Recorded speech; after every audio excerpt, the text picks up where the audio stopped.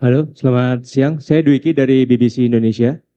Saya mau bertanya, kan pergantian pelatih ini kan ada di tengah-tengah pada saat kualifikasi Piala Dunia yang sedang sebenarnya dalam posisi yang positif gitu ya. Sempat ada pemikiran nggak dari Pak Ketum dan juga tim PSSI keseluruhan bahwa jika mengganti pelatih di tengah jalan seperti ini akan menjadi blunder besar bagi PSSI? Seperti itu. Terima kasih. Saya rasa hal yang biasa. Memang untuk posisi kualifikasi Piala Dunia ini juga banyak negara-negara mengganti pelatihnya.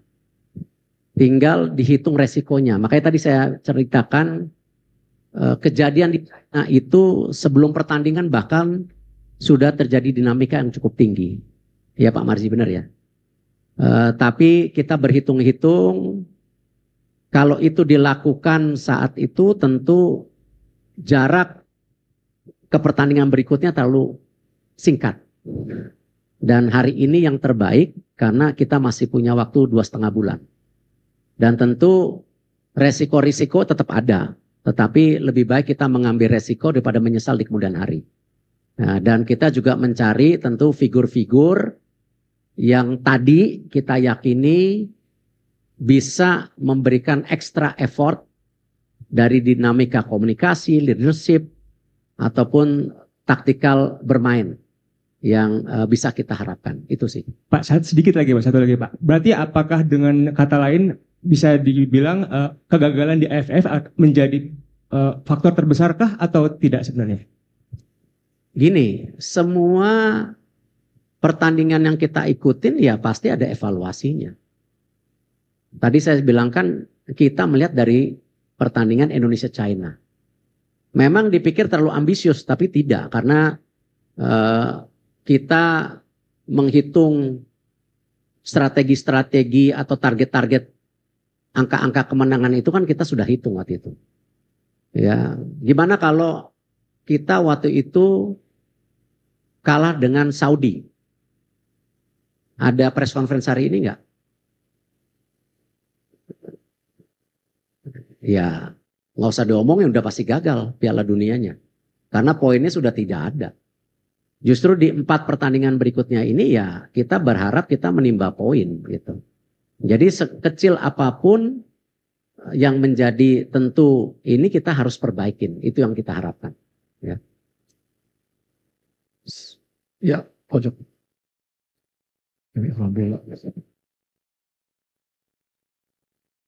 Yang itu, yang pojok itu pojoknya.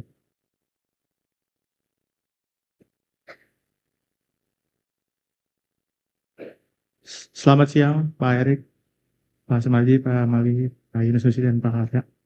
Saya Taufik dari FIFA Goal. Mau bertanya, tadi Pak Erik kan bilang sudah menginterview beberapa kandidat.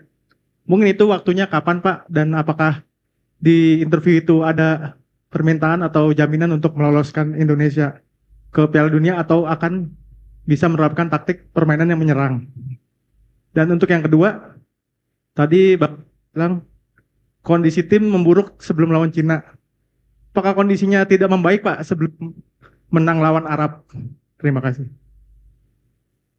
Iya, kemarin saya mendapat izin dari Bapak Presiden, walaupun gimana kan saya menteri ya. Jadi kalau traveling ke luar negeri, saya izin. Saya mendapat kesempatan 5 hari kemarin ke sebuah negara di Eropa untuk buka warung istilahnya, ya, interview dan lain-lain. Dari tanggal 25 sampai 30. Kesempatan itu yang saya lakukan karena memang dalam menginterview pelatih itu tidak bisa dilakukan melalui video conference karena tidak dapat chemistry-nya. Harus berduduk one on one, dan bahkan sebenarnya yang saya tawarkan juga sengaja itu tanggal 25. Yaitu hari Natal sebenarnya. Bukan saya tidak menghormati hari besar, cuman itu bagian kita juga mengetes keseriusan dan komitmen. Dan saya mendarat jam 6.10 pagi, jam 10 udah buka warung istilahnya. Ya, dari 3 pelatih ada 1 yang datang. Nah itu yang saya lihat, wah ini poinnya lebih. Gitu, karena walaupun habis interview dia pulang lagi ke negaranya. Ya, karena hari Natal kita harus hormatin itu. Dan saya juga tidak mau memakan waktu, biasanya interview 2 jam setengah cukup saya rasa. Kalau saya bicara detail mengenai dinamika, ya saya rasa itu bukan hal yang perlu saya ceritakan detail. Takutnya nanti, tadi hubungannya baik-baik kok. Ya, saya respect Coach Sintayong, hubungannya baik gitu. Dan sepertinya tadi dilaporkan juga menerima dengan baik. Dinamika itu ada, tapi saya nggak mau bicara detail. Malah nanti menjadi dispute seakan-akan habis manis pah dibuang gitu loh. Ya, saya nggak mau dalam itu. Karena apapun yang sudah dilakukan semua baik. Ya, dan saya berprinsip tidak mungkin tim nasional kita sampai sini, mau yang putri, yang muda-muda, yang U17, U19, U23 tanpa program ya yang PSSI punya. Tapi PSSI menyadari tanpa pelatih yang baik tidak mungkin punya tim nasional yang baik. Tetapi tanpa kualitas pemain, ya mau programnya baik, pelatihnya baik, ya nggak jadi apa-apa. Karena pemain menjadi sebuah kualitas yang penting. Ya, Manchester City tanpa Rodri kalah melulu tuh. Ya, cuma satu Rodri berarti. Nah, artinya apa? Ya memang ketiga balancing antara program, pelatih, dan kualitas pemain ini ya harus punya keseimbangan. Tidak bisa satu dan lainnya yang lebih menonjol gitu. Ya, jadi ini menjadi sebuah satu kesatuan gitu. Tinggal satu ya. Ya Mbak, yang cewek dulu. Tadi.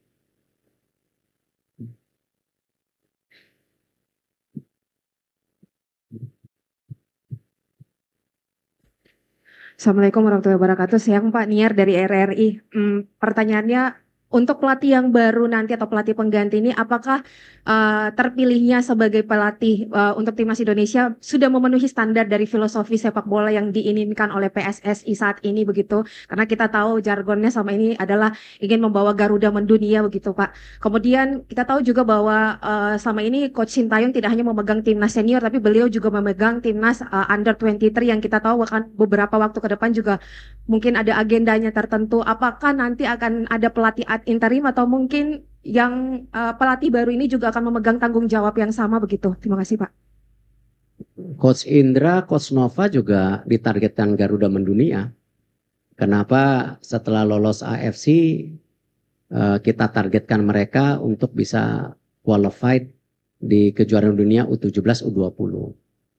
Nah, nanti memang untuk tim pelatih itu di dalamnya ada komponen pelatih U23.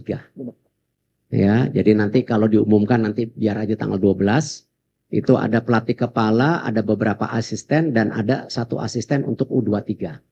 Ya, tetapi mempunyai program yang sama U23 dan senior. Nah, memang kuncinya ketika kita ingin punya filosofi sepak bola seperti Jepang ataupun beberapa negara lain, ya kita perlu waktu. Itulah kenapa diperlukan technical director nanti. Cuman ya memang tidak mudah juga mencari technical director karena memang ya ini perlu pendalaman daripada detail daripada persepakan bola Indonesia. Cuman yang menarik, yang salah satunya saya titipkan bahwa selain target ya saya juga titipkan bahwa filosofi sepak bola ini mesti dibangun dari senior dan U23 dan itu disanggupi tentu dengan waktu-waktu juga perlu support dari banyak pihak tentunya. Para pelatih yang saya interview sudah mengerti targetnya.